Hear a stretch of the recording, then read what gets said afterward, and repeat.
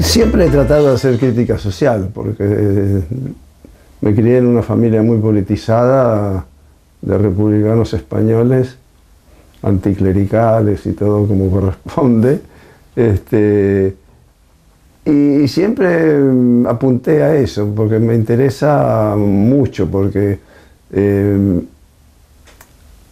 me crié en Mendoza, pero me crié en el Mediterráneo, porque Mendoza era todo el Mediterráneo, porque el frutero era italiano, el otro era sirio-libanés, el otro era español, había muchísimo. Y entonces, bueno, me crié también en mi familia, hasta yo no ir a la escuela primaria, yo en mi casa hablaba en andaluz, era el idioma oficial de mi familia. Entonces tengo una visión, siempre he tenido una visión más completa de lo que es el mundo, ¿no?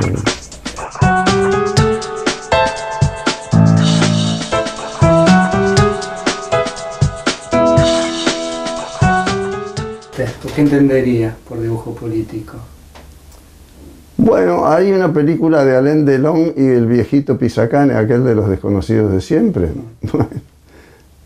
Este viejito hace de un anarquista que le explica a Alain Delon que todo en la vida es política, que uno va a comprar tomate y ya tiene que elegir. Claro, se buscó una cosa roja para elegir, además. Y es cierto, la gente que dice yo no me meto en política, ya está metida en política. Mal, porque después no puede protestar contra ningún gobierno si no se mete en política y vota por cualquiera o no vota por nadie, qué sé yo, después no tiene derecho al pataleo. Y todo es así, además es toda una situación de poder. En el restaurante es ideal esto del poder, porque está el camarero, el maître, el sommelier, qué sé yo. Pero después en todos los terrenos, ¿no? El médico es uno va al médico y ya uno es clase baja para...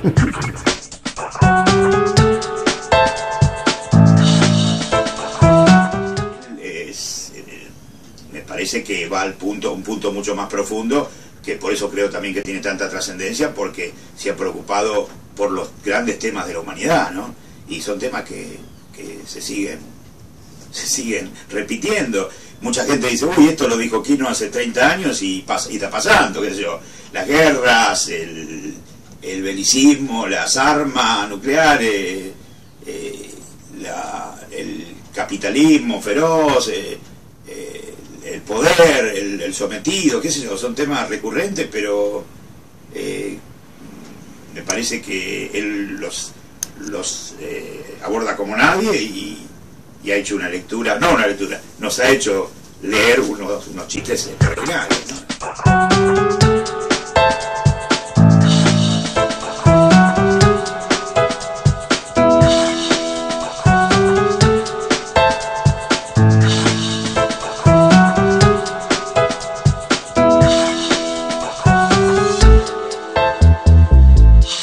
Me parece que muchas veces es escéptico,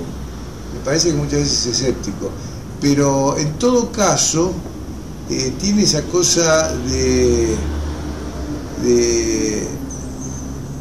autopsia de la realidad, que es, digamos, da una sensación de cosa objetiva, da una sensación de mirada objetiva sobre lo que está viendo él, y lo transmite de tal forma que uno queda embebido en su idea.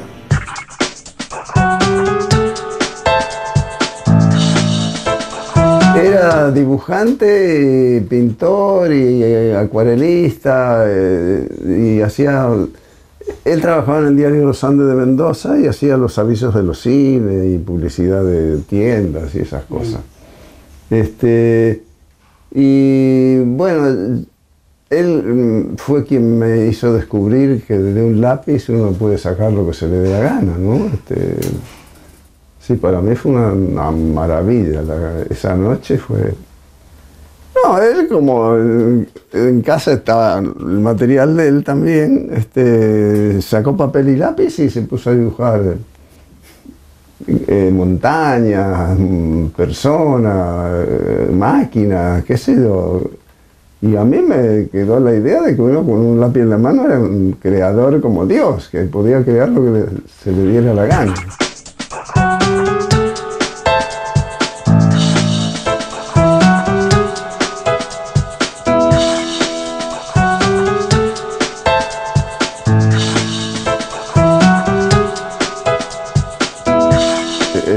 Yo hice Bellas Artes en la Universidad de Cuyo 2 años nada más y tuve un gran maestro que se llamaba Sergio Sergi, que era un yugoslavo, ítalo-yugoslavo, con mucho sentido del humor. Ahí hay esos 2 cuadritos de ahí, el tipo comiendo la media luna como si fuera un espectáculo público.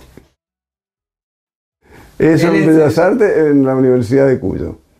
Pero yo dije, si yo quiero ser dibujante de historieta, ¿para qué diablo quiero saber geometría del espacio, perspectiva? Y entonces estudié 2 años, ni siquiera los terminé. Y no fui más, como un tarado. Porque después tuve que aprender solo y mal lo que podría haber aprendido ahí.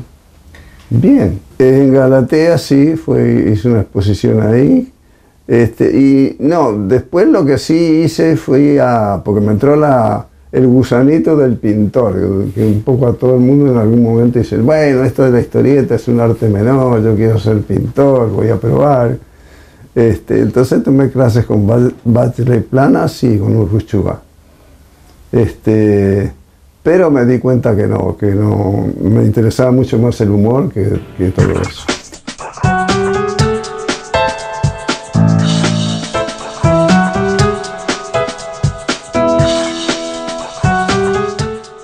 Cuando me publicaron los primeros dibujos en Esto Es, ahí ya decían que yo venía con un dibujo un poco distinto de lo que era el humorismo, el chiste de la suegra, la oficina y todo eso, sí. Yo venía con una temática europea, porque a mí me cayó en las manos un Paris Match cuando yo tenía 17, 18 años, y ahí había 2 tipos que se llamaban Bosch y Chaval, que hacían humor mudo.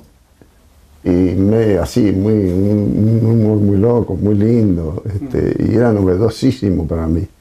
Y yo seguí esa línea, eso fue lo que me encandiló. El impacto fue de haber descubierto un tipo de humor diferente.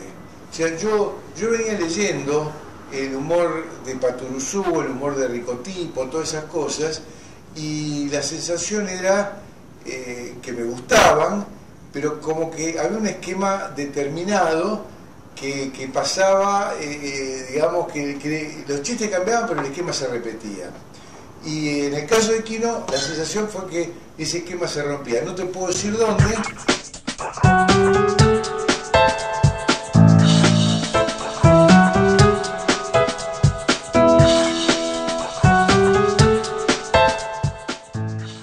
Creo que en toda mi generación, porque uno vio mucho cine mudo, de Chaplin, Buster Keaton, y esta atracción de hacer humor sin palabras un poco viene de ahí, que solo con la imagen uno puede expresar. Aún hasta el día de hoy, si en un avión hay una película que me interesa, por ahí la veo sin sonido, para ver si la sola imagen me da idea de lo que está pasando en la película, ¿no?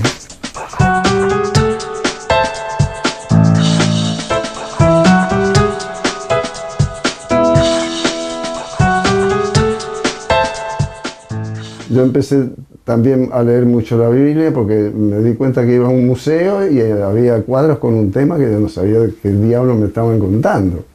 Entonces dije, bueno, no puede ser. Y me fui muchas veces con la Biblia al Museo de Bellas Artes, que nunca la leí como algo religioso, la Biblia, sino como fuente de inspiración de temas, ¿no? Y además tiene unas historias maravillosas. Empezando por la creación del mundo, todo este lío del universo. Dios en 7 días hizo todo. Me parece maravilloso, un poder de síntesis de relato increíble. Y luego está lleno de historias muy graciosas, ¿no? Y bueno, me parece un libro muy interesante. Sobre todo que la idea de Dios nunca entendí por qué el hombre ha necesitado siempre tener una idea de que hay algo superior y que... Eso lo entiendo más, pero me gustan más los dioses griegos, ¿no? Que meten la pata, tienen hijos,